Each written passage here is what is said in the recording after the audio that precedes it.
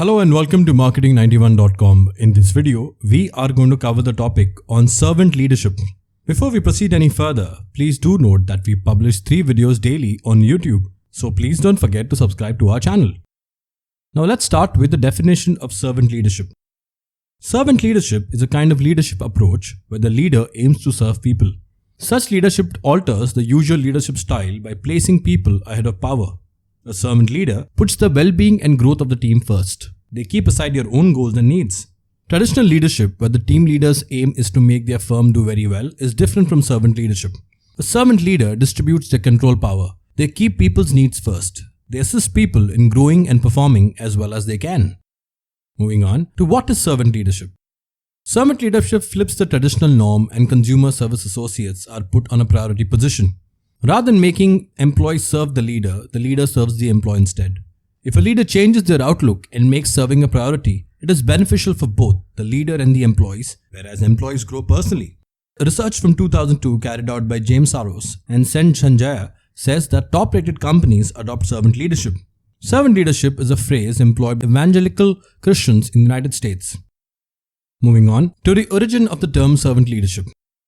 The term servant leadership was coined by Robert Greenleaf. According to an essay he wrote in 1970 called The Servant as a Leader, he described this leadership as, "The servant leader is servant first. It begins with the natural feeling that one wants to serve first." Moving on to the key principles of servant leadership. First, creating a community. Teams who have faith in one another can cooperate and get more quantity of work done. Thus, it is crucial to foster relationship in the team.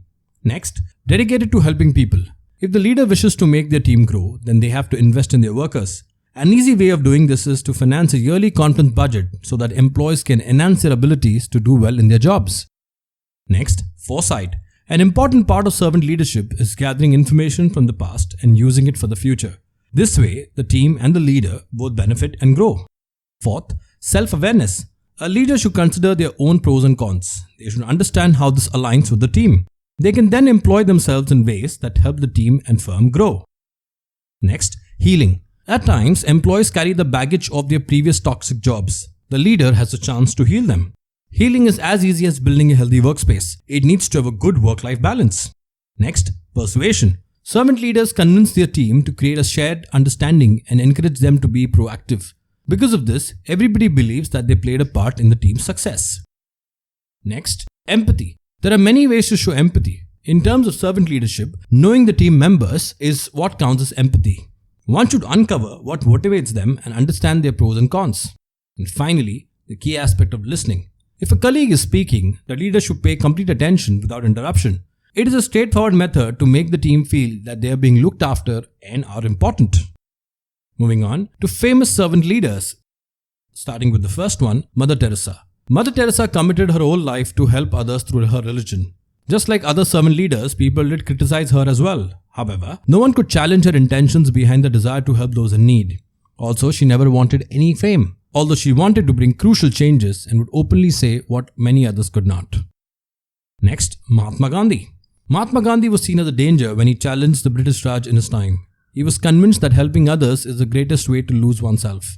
He protested without violence. He mostly used the means of fasting and logic for the same. In the end, he triumphed and India got independence from the British rule. Next, Nelson Mandela. Nelson Mandela said that he was a humble servant who was passionate about his people and wanted them to be equal. At times, he put his well-being at major risk and would give speeches on the roads. He also suffered in jails but put his message out to the people. The final example of Martin Luther King Jr. King did not aspire to be a civil rights movement leader in the United States. However, he was aware that equality is needed. By prioritizing others' needs first, he created a legacy that outlived him. This shows anyone can make an impact if they have a serving and humble approach. To this day, King's speeches are heard frequently. People think that they are still relevant. So that's it, folks. This brings an end to the topic on servant leadership. These are some of the sources and links referred to for the content in the video. If you have liked the video, do subscribe to our channel, where you'll witness 3 new videos daily. Additionally, if you want to view these videos in an organized manner, you can visit freecourses.net, where all our videos are arranged in the form of courses. Thank you and see you in the next video.